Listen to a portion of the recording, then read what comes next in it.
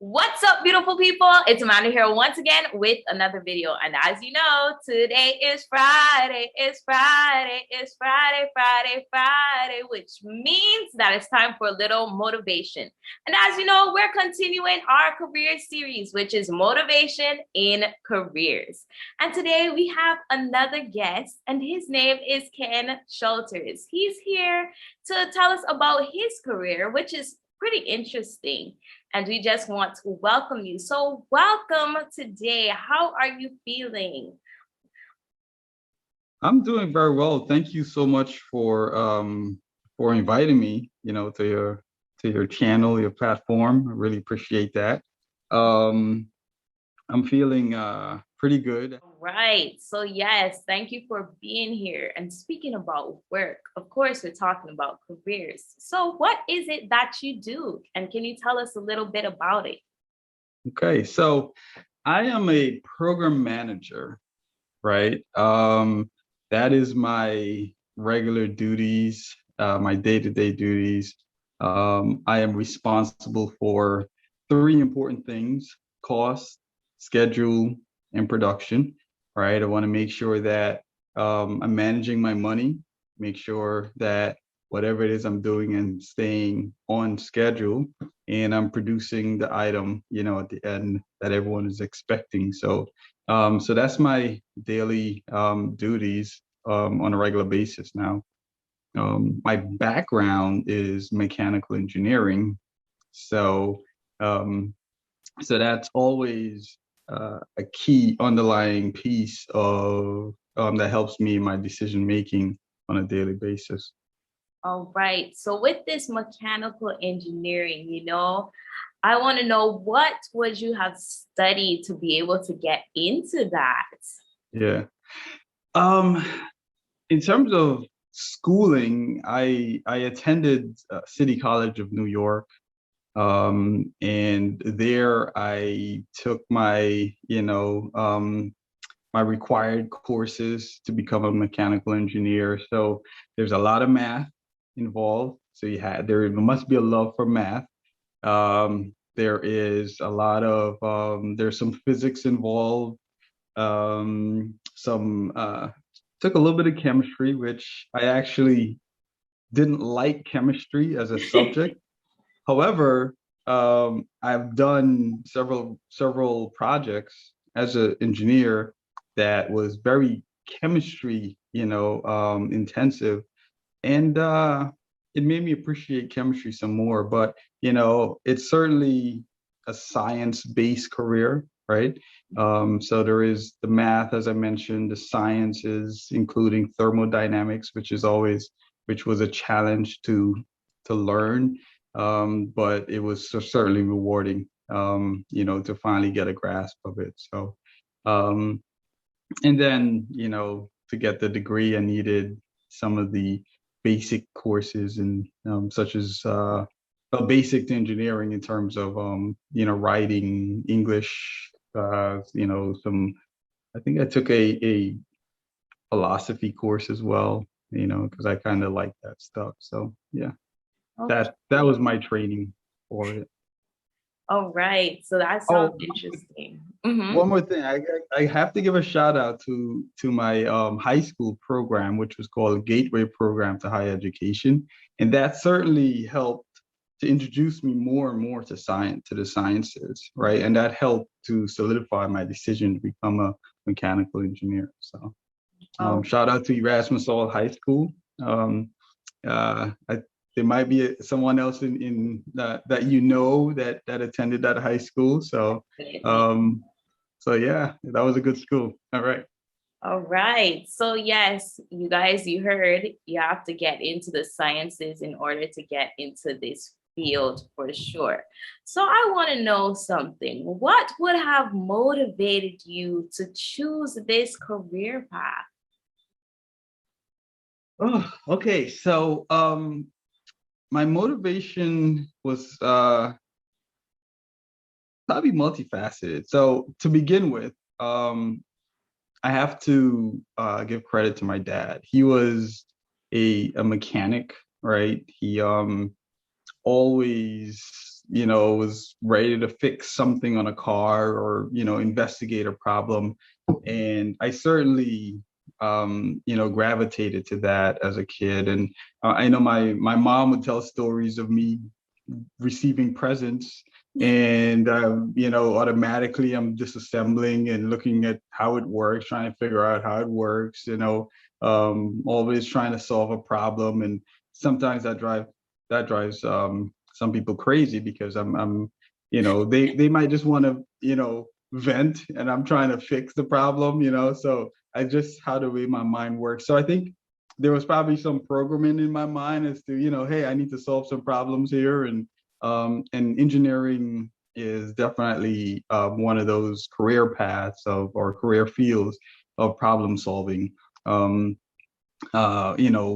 to, looking at areas of need and then finding a solution to that. So that was part of my motivation. And, I actually wanted to work on cars. That was part of my driver too. I actually wanted to be an engineer that fixed and designed cars and things like that. So because I had a love for automobiles at that time. So yeah, as a kid. So yeah, All right. part of my motivation. That's it. That's fascinating. I love it. So, was there something that you always wanted to do? It certainly was at some point in my younger age. Yeah, I actually wanted to be a pilot, right? That was definitely high on my career path, or I shouldn't say career path, but definitely high on my list of things to do as a kid. I wanted to be a pilot. I guess it's fascination with airplanes and things like that. But I don't know when that switch happened exactly, but I think I can probably point back to my time in high school when uh, I remember telling the class that we had like a question and answer. Hey, what do you want to do, in the future? And I chose I said I want to be an engineer. I remember I got roasted, right, by the class because they figured I was going to put a hat on, right, and drive a train, right. That was an engineer, was the person driving a train, right, and I got roasted, and that, it didn't change my motivation at all. Um, but it certainly, it was something in the back of my head, I'm thinking, is that what I'm going to be doing, driving the train? But then as I explored what engineering was, I learned that it's way more than that, right? It's actually, what it is now is solving problems, multitude of problems. There's engineers involved in practically, you know, every career path, every area in life, there's some sort of engineering that goes into it. So I felt proud of that, as I learned more about it. And I'm definitely excited that I chose that as my career. All right. Yeah. Awesome.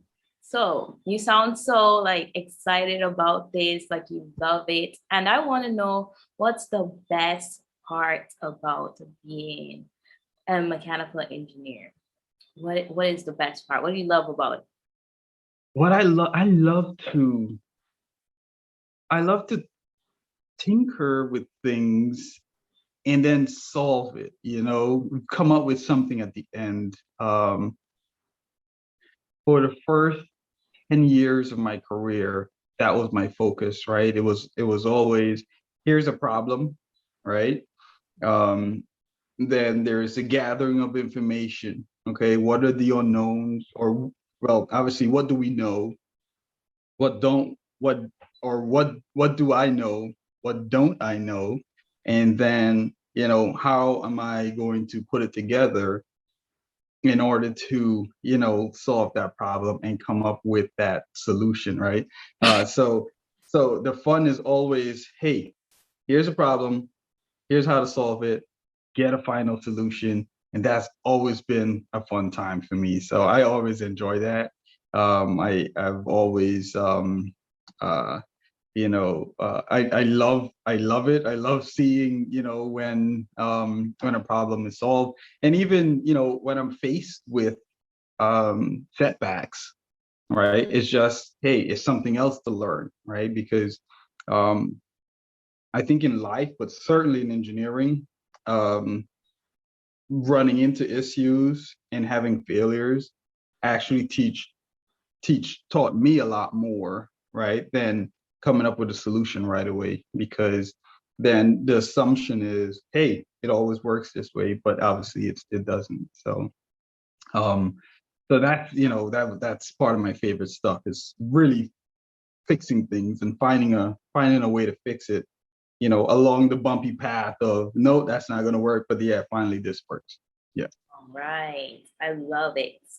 So, my last question to you, because of course, this is a motivational channel. We want to motivate our viewers and let them know, even though you might not be sure about your career path you're going on, or maybe you're in this field, we want to motivate each and every one of them. So, what would you like to tell my viewers to motivate them?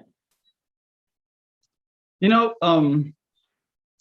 I think, in terms of motivation, go definitely go after the thing that excites you, right? You know, even if it doesn't pay well, right? Because ultimately, a lot of what we do, we need to at least make some money from it in order to survive, right? Yeah.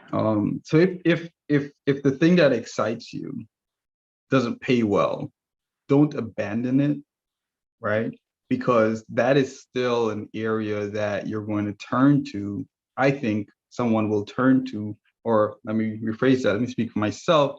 It's an area that I go back to when I need to sometimes, you know, not think about the other parts of my life that isn't very exciting, right?